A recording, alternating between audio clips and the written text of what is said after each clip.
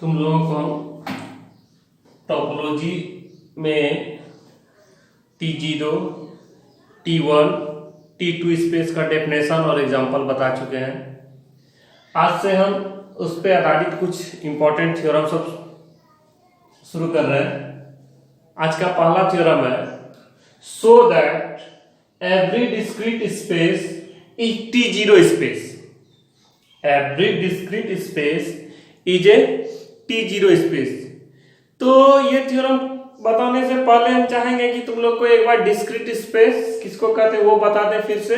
वैसे ये हम बता चुके हैं और अगर और डीपली जानना चाहते हो तो देख लेना, इस चैनल पे हम अपलोड किए हैं। Discrete space, indiscrete space, T0 space, T1 space सारा मिल जाएगा तुम लोग को इस पे। तो सबसे पहले हम डिस्क्रीट स्पेस बता देते हैं।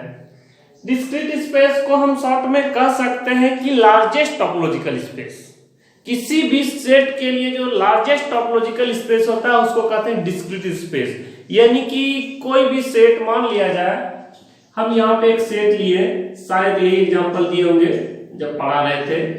x बराबर ले लिए एक सेट ABC और टाउ जो है डिस्क्रीट स्पेस में क्या करता है कि the set of all topological space is always a topology. The set of all subset of any set is always a topology for that set. यानी कि किसी भी सेट का जितना भी सबसेट होगा उसका जो कलेक्शन होगा वो हमेशा एक टोपोलॉजी होता है उस सेट के लिए। ठीक है, तो यहां पे अगर हम ये ले लिए एक सेट जिसका एलिमेंट है ABC, तो इसका जो सबसेट होगा, तो सबसे पहले ये याद रखना कि इम्पटी सेट हर एक सेट का सबसेट होता है। तो फाइव का एक सबसेट हो गया। उसके बाद स्वयं सबसेट होता है, यानी हर एक सेट खुद का सबसेट होता है। तो एक्स भी ले लिए, इसका देखो A B C AB PC CA। उसके बाद लेते हैं ABC। वैसे देखो 1 2 3 4 5 6 7 8 8 से ज्यादा नहीं, तो 3 एलिमेंट है, 2 पे पावर 3 यानी 8।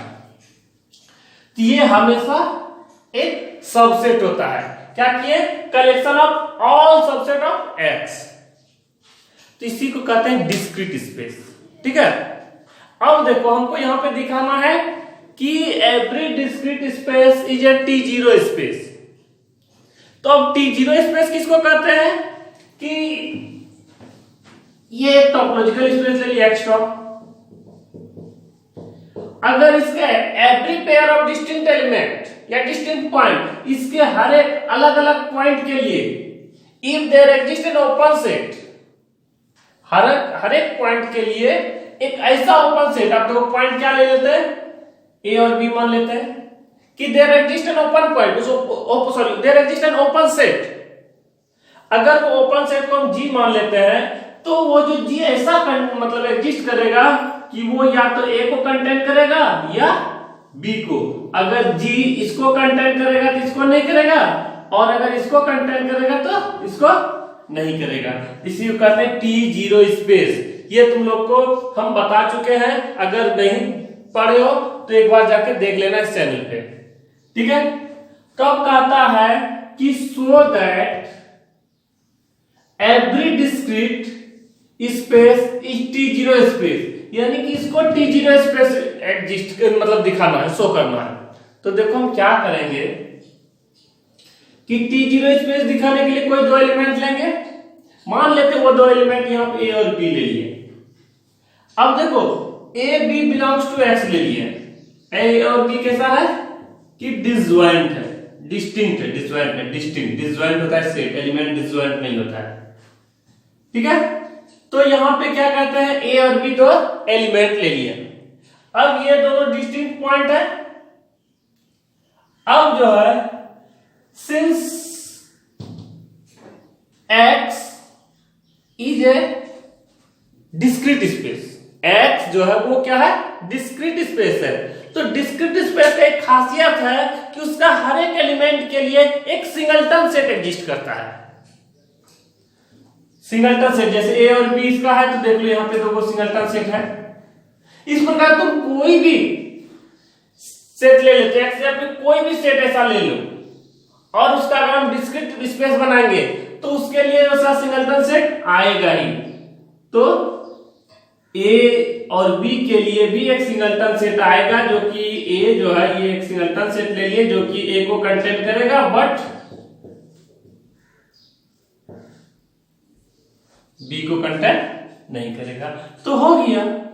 तो यहां पे देख लो दो अलग अलग एलिमेंट के लिए एक ओपन सेट आ गया, एक ओपन सेट आ गया ये जो कि ए को कंटेन कर रहा है, बी को कंटेन नहीं कर रहा।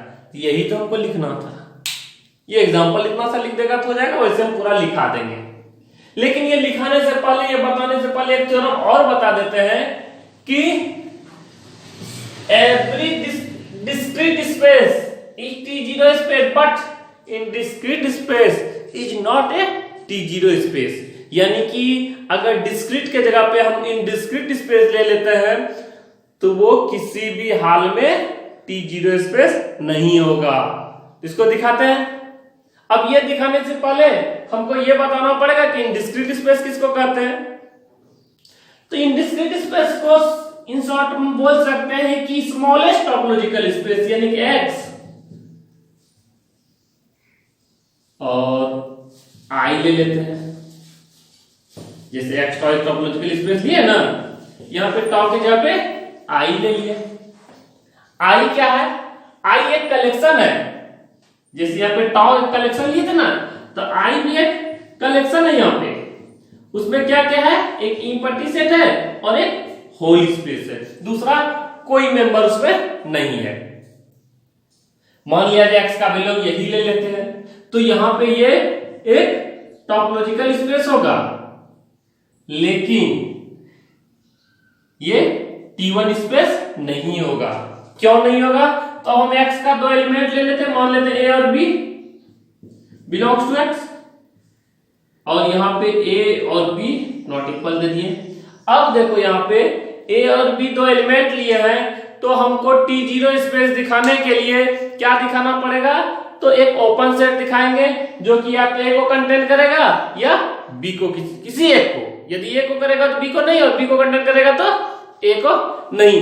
कम इसके लिए एक ओपन सेट हमको चाहिए इस टाइप में। लेकिन इन डिस्क्रीट स्पेस में एक ही ओपन सेट है और वो है I। ठीक है, ये जो है सॉरी I तो है ये इसका टॉपोलॉजिकल स्पेस। एक ही ओपन सेट है क्या? X, जो कि A को भी कंटेन करेगा और B को भी कंटेन करेगा। सॉरी I एक कोई सेट नहीं है, ये I तो कलेक्शन है। ठीक है, तो ये जो टॉपोलॉजी होगी I X के लिए, इसको कहते हैं इनडिस्क्रीट स्पेस। और ये इनडिस्क्रीट स्पेस जो है T1 स्पेस नहीं, सॉरी T0 स्पेस नहीं हुआ, क्योंकि दो डिस्टिंक्ट पॉइंट A और B के लिए यहां पर एक ही ओपन सेट I एग्जिस्ट कर रहा है, जो कि A को भी कंटेन करता है और B को भी कंटेन करता है। ठीक है, क्लियर? तो हम क्या करते हैं, इस दोनों को लिखा देते हैं थ्योरम कि so that every discrete space is T0 space but indiscrete space is not a T0 space. ये बहुत इंपॉर्टेंट थ्योरम है। ठीक है, इसके बाद हम तुम लोग को बताएंगे हेरिडिटी प्रॉपर्टीज।